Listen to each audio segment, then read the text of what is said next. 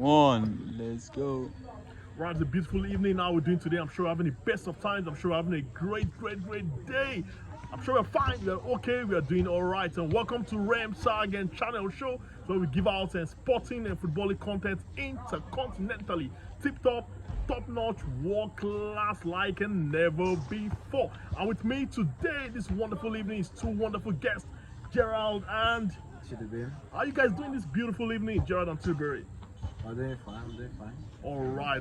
Thank you. Tilbury, can remember the UEFA Champions League and yesterday's encounter when PSG took on Newcastle. It was quite surprising. When Newcastle pumped, they romped them, they ripped to shreds. PSG 4-1 it was a very devastating result. So what can you say about yesterday's encounter between Newcastle United against PSG in the UEFA Champions League? Yeah. For me, Newcastle has peak form. I don't know if you notice right from last season, they were struggling. All of a sudden, they just Then you see the background that Newcastle has. They have Champions League background too, and when the spirits came, they just use those forms like. Especially that stadium, the atmosphere was very really crazy yesterday. But it's not like, surprising, like the area of players in PSG have or something like that. They have world class style. Although Newcastle are just picking up from for the past 2 years, they got themselves together. They got a new coach and got players. So what do you think really went wrong in yesterday's clash of titans between Newcastle United and Paris Saint-Germain PSG? Well, first of all, I won't call it a clash of titans because we all expected PSG to whoop Newcastle. We all expected. People were even talking about how Mbappe was going to make Dambon cry. Then the next thing I see, Mbappe holds the ball and 4 Newcastle players have already caged him up, and he can't do anything. And that just shows that you can't build a team based on one individual. Do you understand? Yeah. Newcastle play like a unit. 11 players that play all together, and that showed in that match. That was basically it. That's basically the story. 11 men played against 1, 2, 3 players, and obviously It just reminds us of that game that all their players scored. 8 players scored goals.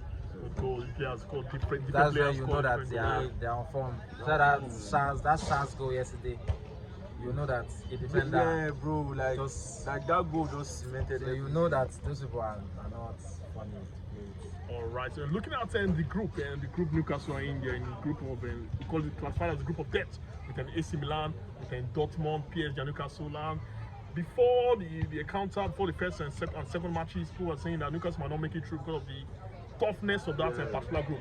So what do you think really took us by surprise in that same group?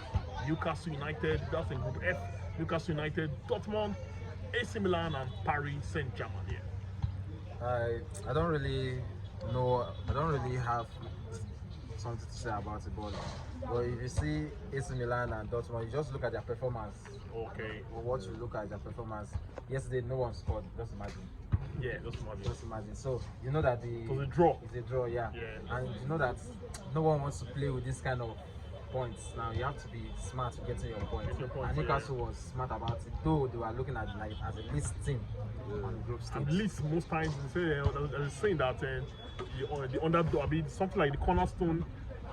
Now, and the underdog now the chief cornerstone like that. Remember back in 2003 when 2004 rather. When FC Porto won the UEFA Champions League, they looked down. They were categorized as the underdog, and they won the UEFA Champions League, surprisingly beating Manchester United, beating Monaco in the finals. And so it doesn't rate any team because any team can always spring up and surprise. Okay, on Saturday something controversial happened in the Premier League when Liverpool took on Tottenham at White Hart Lane. Luis Diaz's goal was controversially disallowed. So what can you say about that? It was a very tough match. Although Tottenham played very great, fantastic, swashbuckling football, but that controversial goal really affected the Liverpool's performance. So what can you say about that encounter between Liverpool versus Tottenham at White Hart Lane? Tottenham won 2-1. Yeah. Okay. First of all, VAR. We all know how incompetent VAR is every single day, especially in England. The referees don't even check the monitor at times to verify the situation. They just listen to the people in the VAR room and they just assume they are making the correct decision. the audio even came out recently, and the level of incompetence in that audio, for you to say these are Premier League referees, like the best league in the world, these are your Of referees. its supposed best league in Like the world, right? that Or was the that best. was really horrible. Like Right. team, like look at Syria. Like every single decision, no matter how little it is, the referee tries to go to the monitor and make the correct decision, but EPL doesn't do that. I remember, you know, these talks after that Yeah. that coaches, like I said, coaches, the referees, they should not worry about going to they saw it as somehow going to the monitor. I Like remember stress, someone that bro. Like I saw So you someone have to walk all the way to the monitor they and don't, check they, everything. they don't believe they don't want to believe in that kind of going to the monitor, that the VAR should be able to But give sometimes you- VR can make easy Yeah, yeah, can make understand. mistakes. So humans control it. So they should go Yeah, check yeah. down so they can Yeah, verify find some out. It situations. depends. and Like everything, most in these cases, this offside stuff was not supposed to involve the referee Referee, checking out because and all that. the VAR is supposed to use the line. Yeah. I watched the match. I was expecting the line to come out, but the line didn't come out. I was like, what's Ruled going out on? and they now Liverpool said Liverpool lost though, but Painful. I would have loved Tottenham to win as they actually did Played because better they because played better. yeah, they had Uh, lots I, of chances. I actually feel Liverpool outplayed Tottenham. Liverpool played Like, Tottenham. I feel like I they don't think so. outplayed- Okay. I feel like they outplayed Tottenham. Like even when Liverpool were down to like 10 men, 9 men, they were still making it very Hitting the post, difficult yeah. for Spurs to actually build up And and their actually defense progress. was Like it was hard. actually crazy. For Defense instance, was so strong. imagine if what would have happened, like if Luis Diaz went in and red card didn't happen, bro. They would have won that equalized game. on one game. They Yeah, would have won that game. all right, and talking about the Premier League, they have played about 7-8 games so far, so good. And as it seems, and Manchester City are leading the table, they're first in position. And do you think they can maintain that and lead or that position in the next 15 or 20 games here? Well, bro, I actually think it's like you have to factor in Erling Haaland. Like, like that bro is an alien. Okay, but for the I think for the about 5 or 4 Yeah, games, he he has has not to scored a score. goal. What can you Well- say about his recent drop in form here? Well, I think it's just down to things like that happen. Like people are forgetting that Haaland is just like a 21, 22-year-old Yes. player. Like he hasn't even scratched the surface of his potential, and you know he has set this high standard for himself that even when he goes like 5 games without scoring, that like a normal number 9 can go 5 games without scoring. No one will care. But because he's Haaland and his standards, everyone is just like exaggerating it a bit. For me, since the introduction of no Alvarez. Yeah. Since the introduction of Alvarez in the first team at the beginning of this season, I just knew that they will be conditioned to score. You understand? But Alvarez is a good shooter, and he didn't have that opportunity last season. Yeah. So, and he's the good thing about Alvarez is that he shoots from outside. He has the potential to score more goals than Haaland. For me, because of the ability to shoot afar, Anywhere, shoot in inside the the box. box. Well, I'll just yeah, call yeah. him like a more complete player than Haaland, because like he gives me that blend of KDB and Aguero.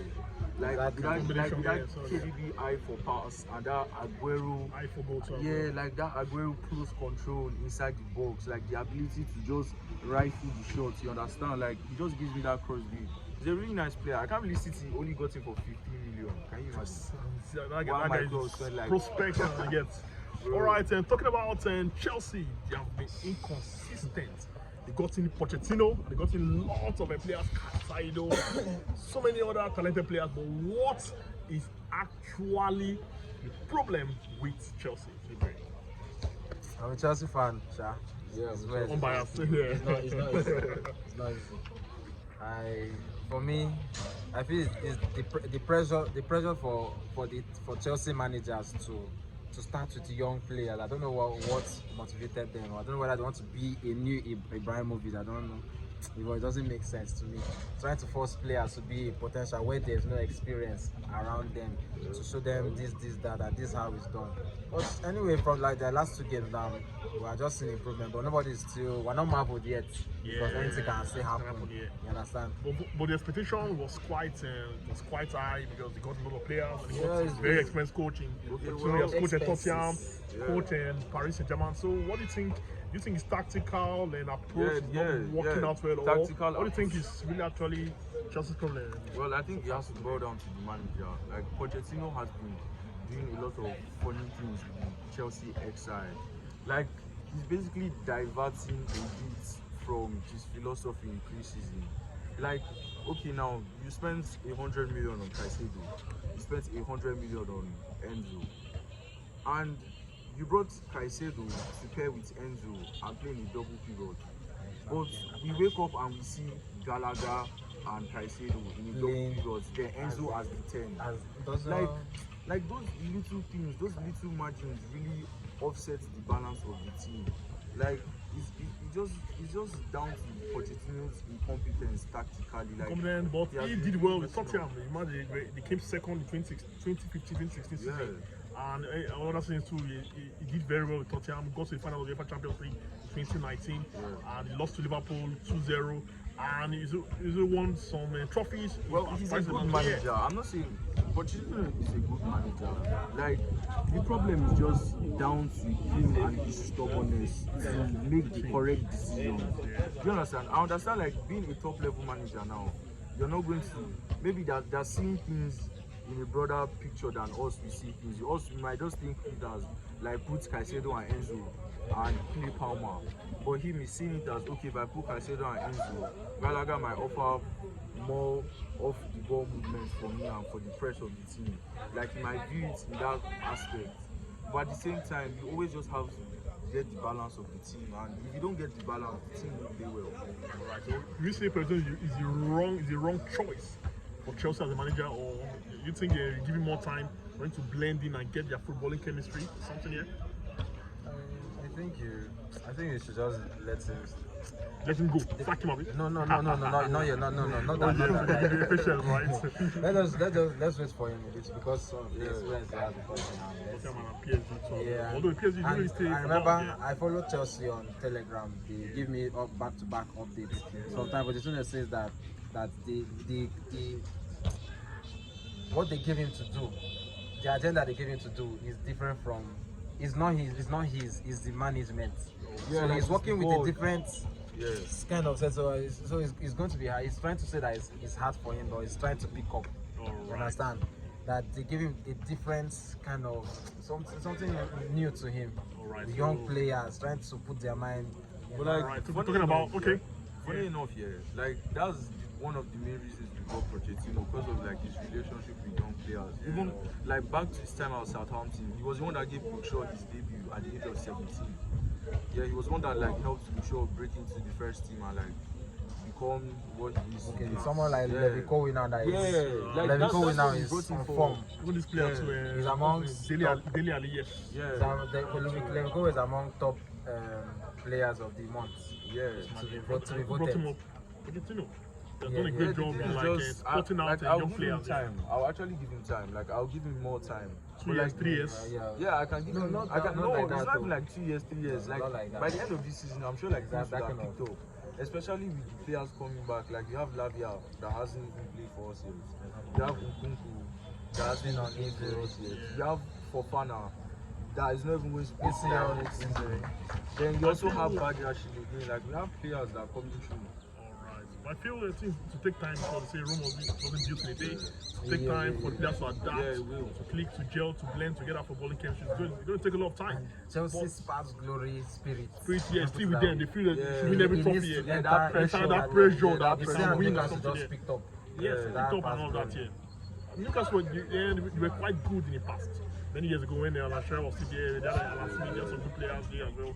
But they went down, they went on relegation, then came back, started struggling, then bought a lot of players and bought a new manager. Now it's where they have to be beating, thumping, romping home and Paris Saint-Germain 4-1. Well, it's a very exciting manner.